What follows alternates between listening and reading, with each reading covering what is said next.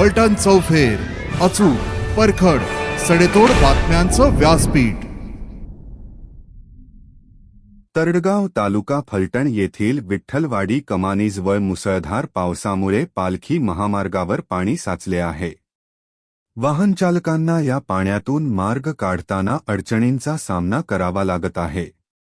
स्थानिक प्रशासनाने या समस्यांकडे लक्ष देऊन तातडीने उपाययोजना कराव्यात अशी मागणी स्थानिक नागरिक व वाहनचालक करत आहेत।